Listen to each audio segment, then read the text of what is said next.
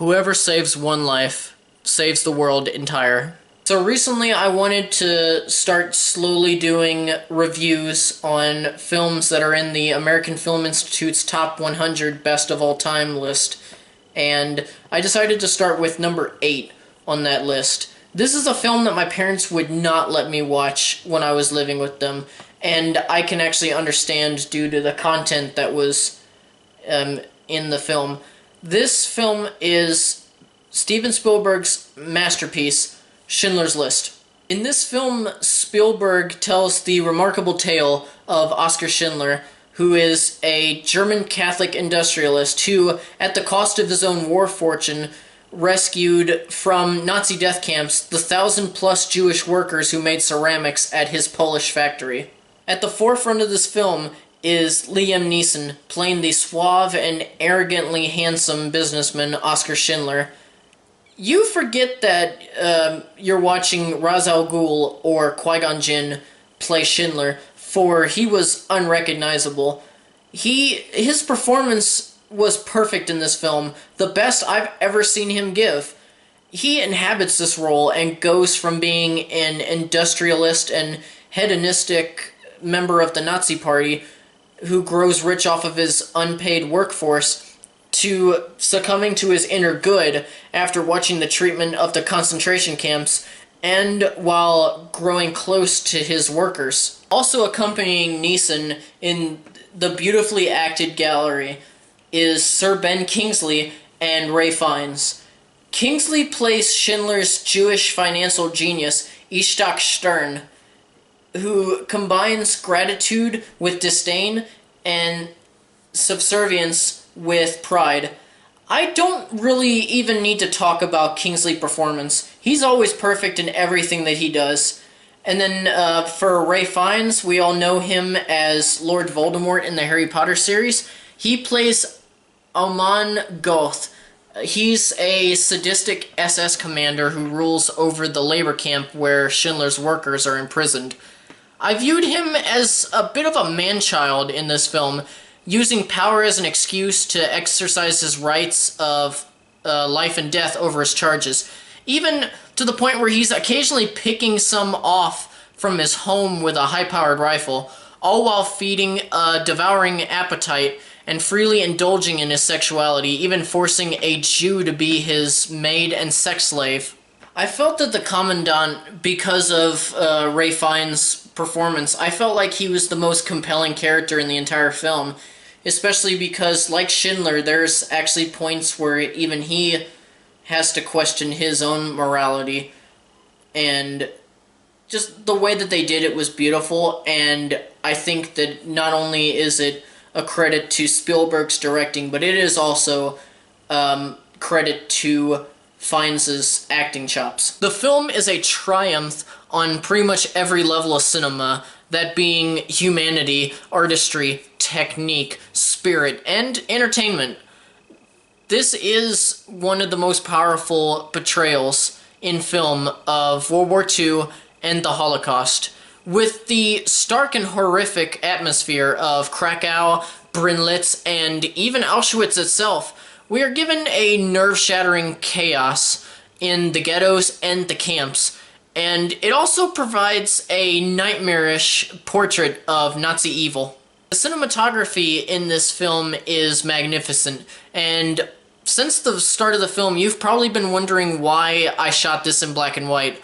Well, it's to pay homage to the film, because it was primarily shot in black and white, and is given more of a documentary feel than that of a Hollywood film, and even almost half of the film was shot on handheld cameras, which I thought was amazing. Spielberg's longtime collaborator John Williams composed the score for this film, and it's hauntingly beautiful. What makes the score so great is its emotional directness that addresses, but maintains a distance from the narrative. And honestly, can we expect a lesser score from the legendary John Williams? After a few rewatches, I've noticed a lot of symbolism in this movie that I really loved, and I just want to talk about them for a little bit and maybe even discuss a few of the themes.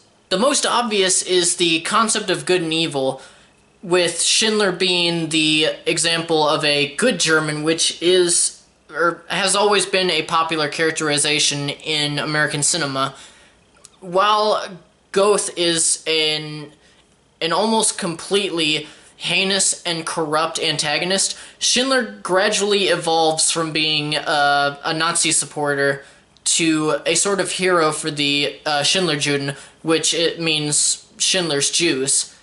And that brings us to another theme, which is redemption. Schindler, a disreputable schemer on the edges of respectability, excuse me, he becomes a sort of father figure responsible for his thousands of workers and for saving them. As I alluded to earlier, throughout the film, it's primarily shot in black and white, but there are a few instances of color. And, well, the next bit is going to be kind of a spoiler, so for those of you who haven't seen the film, feel free to skip ahead a bit or mute the film until I'm finished talking. I'll give a thumbs up before and after it happens, so you've been warned. Hey, can we get a little tiny bit of color in here? It doesn't have to be real color, it just has to be a little, maybe tinted.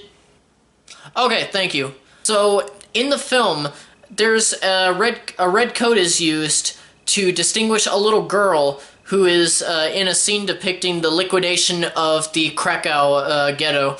And later in the film, Schindler actually sees her dead body, recognizable only by the red coat that she was still wearing, and he sees this in a pile of corpses. I felt like that it symbolized how the members of the highest level of government in some countries, including the United States, knew about the atrocities that were being committed in the ghettos and camps, and yet nothing was done to stop them. And Schindler recognizing the girl in the red coat amongst all those corpses is the point at which he changes. He is no longer seeing ash and soot of burning corpses that was originally just an annoyance to him. He was now seeing that all of those corpses were at one time living men, women, and children. Okay, can we go back to black and white now? Okay, there we go. Wait. No, color again. Thank you. So for those of you who either skipped ahead a bit or muted the video, the last spoiler had to do with the minimal use of color in this film. One other use of color were the flames in candles. And it was like whenever the Jews would celebrate the Sabbath, and they obviously, to me, represent a glimmer of hope. Of course, I've mentioned the black and white presentation of the film, and that in itself is symbolism. It represents the Holocaust itself, a life without light, without color.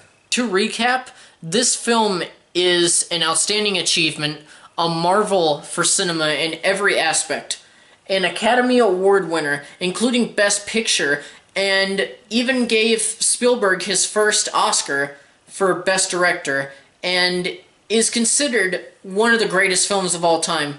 If you ever get the chance to watch this film, do so. This deserves to be seen at least once. Okay, that should be good on the black and white. Can we go back to color? Thank you.